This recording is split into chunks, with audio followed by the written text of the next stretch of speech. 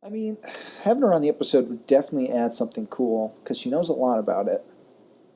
But she would talk for a really long time. But she would kill me if I didn't have her in the episode. You know what? Yeah, I'm gonna have Bethany on the Pixar episode. Does somebody say Pixar?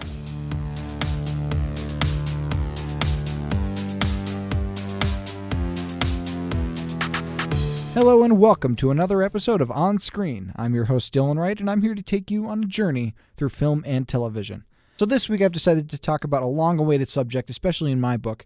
We're going to talk about Pixar, but we're not going to talk about all of Pixar because that would lead to a very long conversation, especially with the guest that I have today, and that is Bethany Wade, the Pixar aficionado of the Marywood Comm Department. Bethany, how you doing? Good. How about you, Dylan?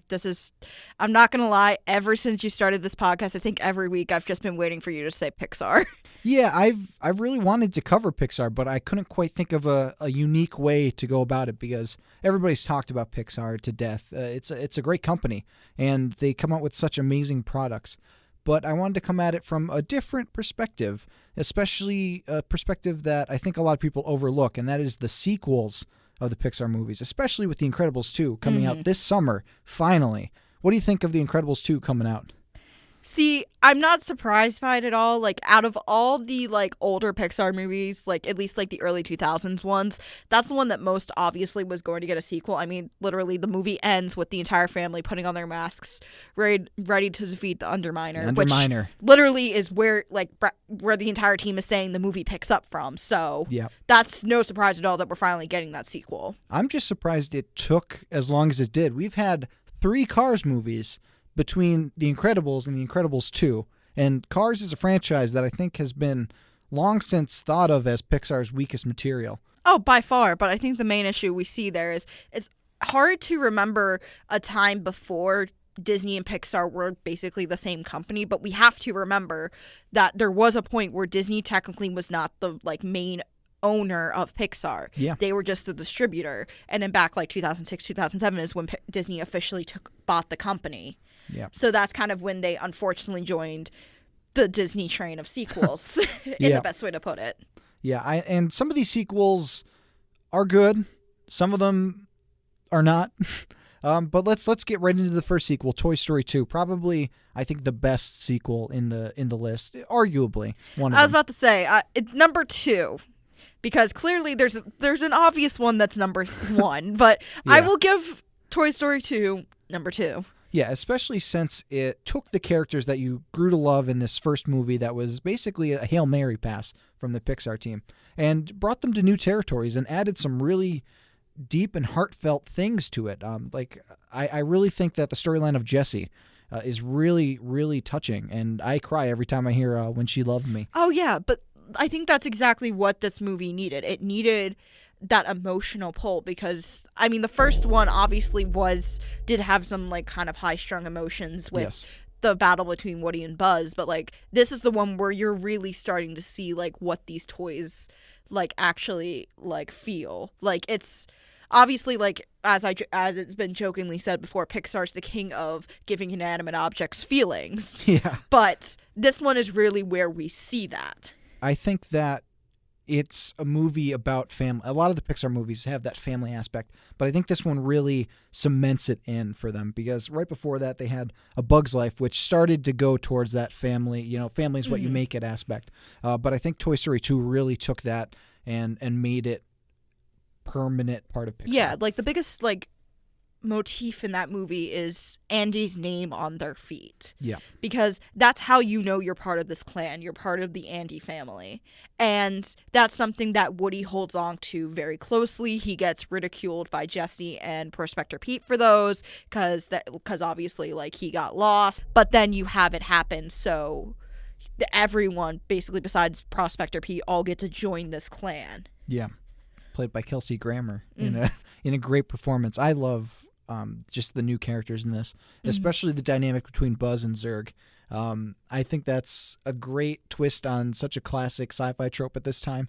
I was gonna say, don't forget like Second Buzz too. Yeah, like Second that's Buzz such was a great. that's such a one. Honestly, that might be one of the best parts of that entire trilogy. It is really, really fun to watch, and I think that it's a sequel that I don't feel sad going back to, because some of these sequels I'm either feeling like, oh, they're going to retread this, or oh, I can't deal with what these characters go through in this sequel. Mhm. And it's really funny that this was the only sequel until Toy Story 3 in 2010, Mhm. which that movie I can't watch unless I'm emotionally prepared for it. Oh yeah, no, but that's something actually for the longest time I disagree. Like my dad is part of the reason I'm such a big Pixar fan. I grew up on movies. Like one thing that my parents always tell me is that when I was 2 years old, I would literally sit in front of the TV watching Toy Story, and as soon as it ended, I just start clapping like again, and then they didn't even have time to rewind it. They just had to put in another tape for me so I could just keep watching it. So like this is a franchise that's very dear to me, and even coming from that. So when I first saw Toy Story 3, my dad had a very controversial opinion in my head that was he wished the movie ended at the incinerator scene. He wished that was the ending. Okay. Which, I mean, for a children's movie, That would have been devastating. yeah, like that was never gonna happen. And but listen, they need to keep the characters alive for the other sequels. I was gonna say, how are they supposed to make Toy Story Land if everyone's dead? Yeah, exactly. And for the longest time, I'm like, no, they can't kill them off. But like as I'm getting older and like learning more about like storytelling, that was the unexpected thing, and I think that would have actually been a really touching ending. Sad beyond belief. No, yeah. Don't get me wrong, but I think that would have been really like showing that family aspect that we just talked about, how like they just stick together even through death. Yeah, it is, I think, the perfect capper to a journey, because I know you just said that you grew up with these characters, and when Woody's saying "so long, partner" to Andy at the end, you feel like you're Andy or you're Woody, and you're just so invested that you can't help but feel so emotional from this. Yeah, and it's unfair, and like this is one of those movies where it's an unnecessary sequel that makes itself necessary in the long run. Yeah, absolutely. Like, did we need another movie after Toy Story 2? No, we didn't. But it explored it in such a unique concept, like this idea that, okay, we all grow up with our toys. What happens when we're done with that phase? Like, these toys have been sitting in that toy box for years because Andy just grew up and stopped playing with them. Now he's going to leave, like, permanently go to college. So what do they do now? Yeah, exactly. It's so good. And speaking of things that we didn't need, Cars 2 was the next sequel. Oh my god. This is definitely John Lasseter being like, listen, I want what I want, and we're doing this. Okay, I'm sorry. I don't even think this is John Lasseter. I think this was just Bob Iger over at Disney. Like, no, you make Cars. Oh, you want to make a good movie? No, make Cars. Like, you got to remember, like, how quickly Cars sold toys, because it's such an easy thing. Like, There's a reason Hot Wheels is popular, and like all those various truck like toys. And having a movie based on that, obviously you're gonna sell merchandise from it. Yeah. And Disney knew this. They kind of just threw it, and honestly, you see them just trying to make this like in the traditional Pixar formula. Like, they did something weird. They did like the spy movie. Yeah. They did this weird like crime film with it. Yes. It's just a disaster, though. I mean, I love that Michael Caine is in it because it extends his streak of slumming it in movies, like in Jaws 4, I think he was in.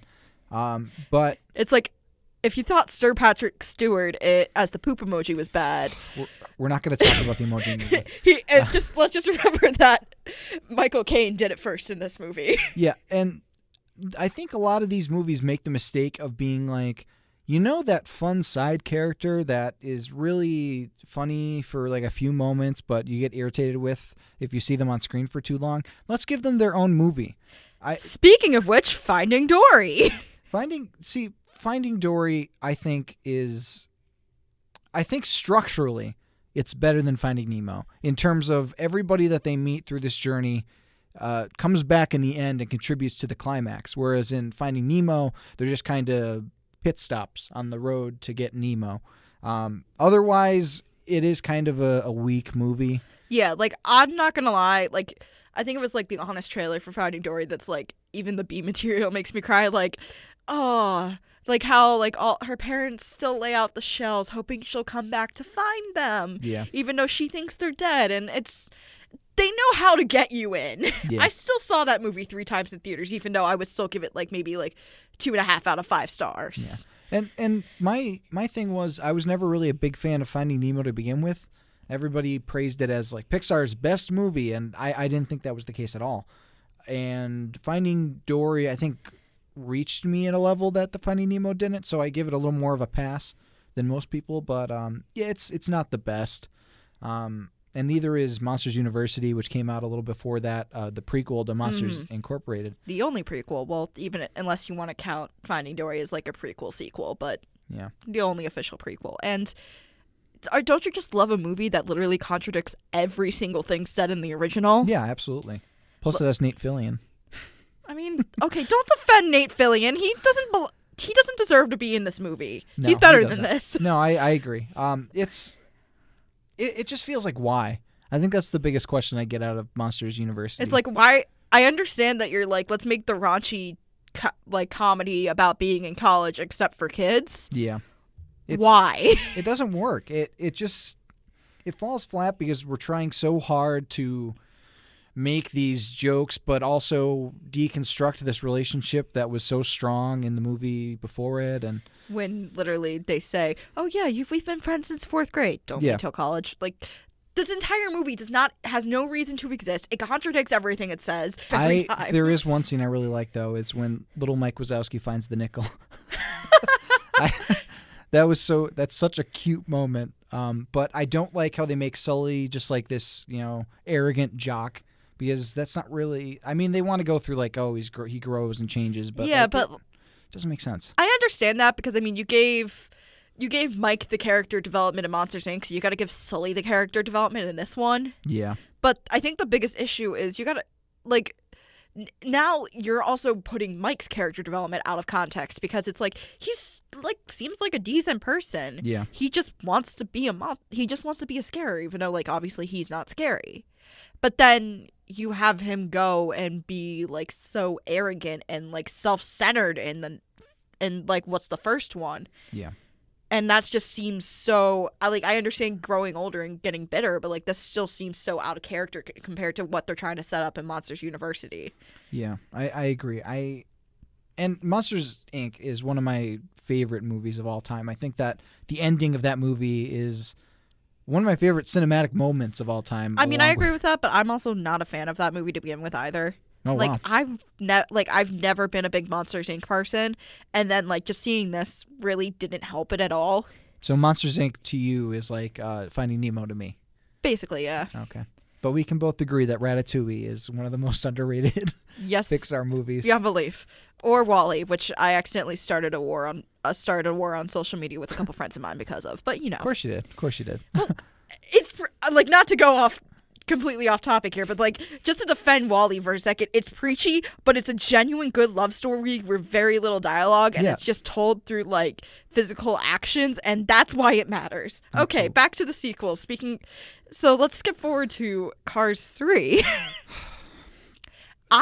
That's another why movie for me. Okay, it's why, but again, I feel like at least this one follows the logic of Toy Story 3. It takes it to a dimension that you didn't necessarily need, but it does explore something that's very interesting, and it's that idea of what happens next for Lightning now that he's basically done his racing career. See, but I feel like they already did that with the character of Doc Hudson. Like, Doc Hudson was what Lightning McQueen would become after he was done racing. So I don't quite think they needed to go there. See, I disagree with that, because I think Doc Hudson was used as that mentor character in the first one rather than like basically here's what you become. Mm-hmm. Because at the end you even see Lightning kind of being better than Doc.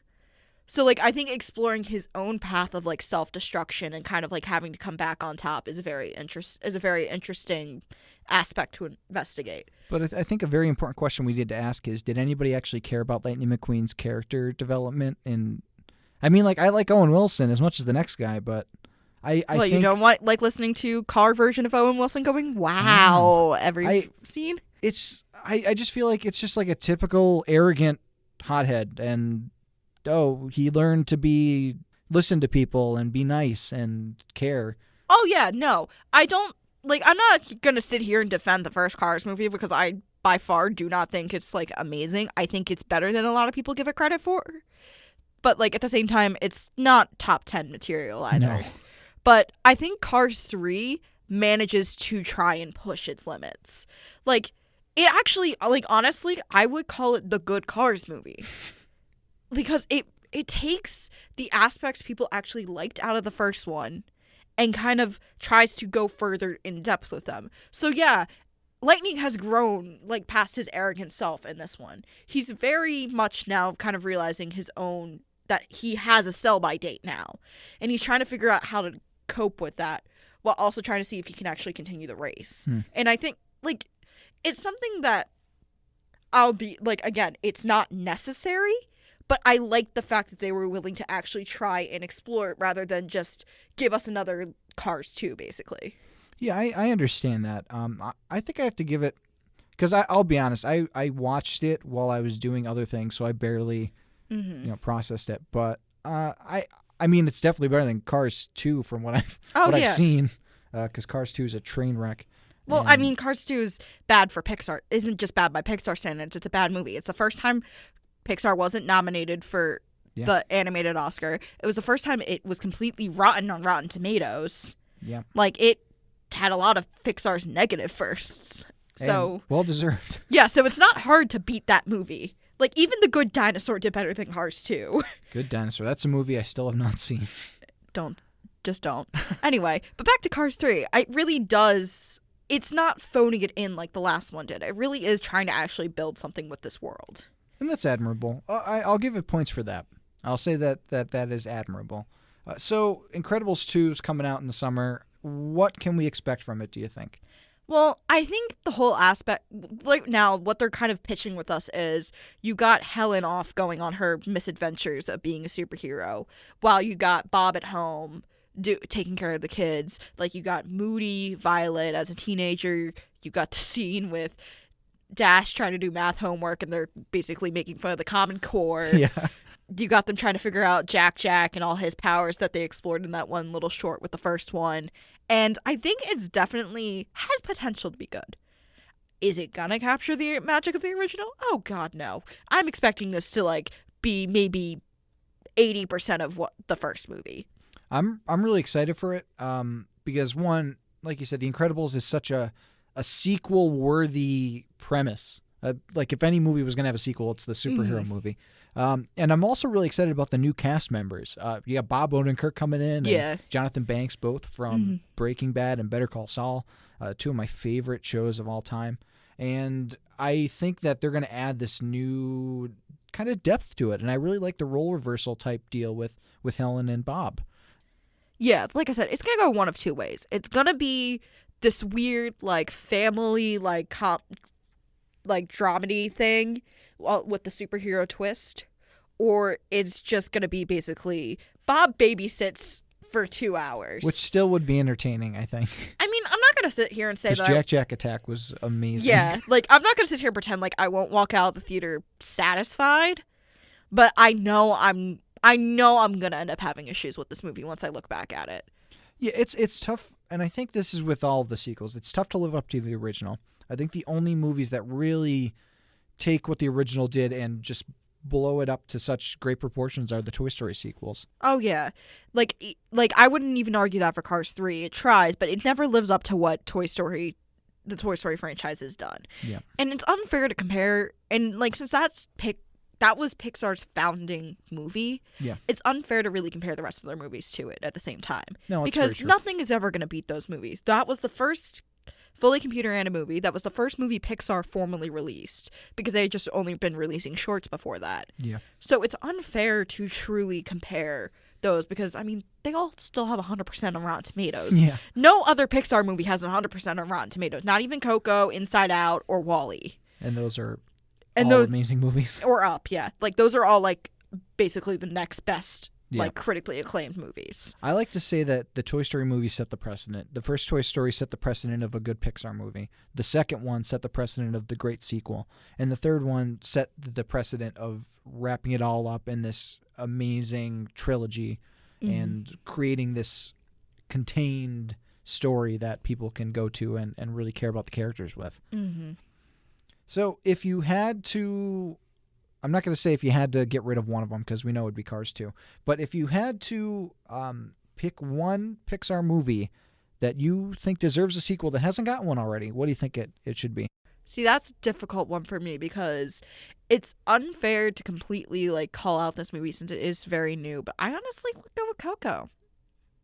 I think that would be a really cool world to explore a little more. Yeah, because like if you haven't seen Coco yet, please go see it because it's Pixar trying something new and succeeding wonderfully at it. It's something new with like a very music-heavy movie. It's exploring a culture that is a real culture rather than making up this imaginary world. Mm-hmm. Well, I mean, it still makes up the imaginary world of the dead, but like at the same time, that's very based in the Mexican holiday. In a real culture, yes. Yeah, and it's so... And there's so much more you can explore in that world. Like, we only got a peek in that movie. Yeah. I can see definitely a good story coming out of exploring the rest of that world. I would agree. It would break my heart if they went back to it because Coco like really hit me in such a way that I think a sequel might lessen that blow. Yeah, it's not... Again, it's one of those, like, I'm not expecting the sequel to be better than the original But in it'd that be case. cool to... But that's one that I feel like there is definitely potential for a good sequel. Yeah, I think so too. I would also say Inside Out would be a really, because like seeing Riley grow up, I think there's a lot of potential to see the different ways emotions progress as you grow up. Plus, even then you can like jump to another, because the thing is we've established the premise of the emotions in the head. We don't necessarily have to stick with Riley either. Yeah, very true, very true. As long as you have Bill Hader and Amy Poehler. And just keep the entire same voice cast, but just have a completely different person. I'm fine with that. Yeah. Kyle MacLachlan too, yeah. as the dad. Love him. But the one movie that I think should definitely get a sequel, just because of the name, is Ratatouille. I think you need to do it because Zoolander screwed up the two-lander pun. So I think Ratatouille needs to come out and save it. Well, that's all the time we have today. That is.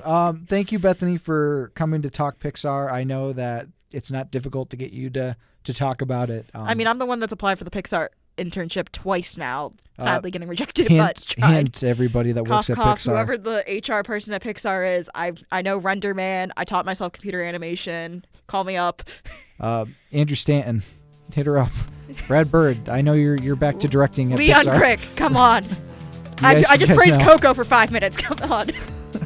Okay, so that's all the time we have left for this week's episode of On Screen. If you have any topics that you'd like me to cover in the future, I would love to cover anything that you'd like to hear. And as always, until next time, so long, partner.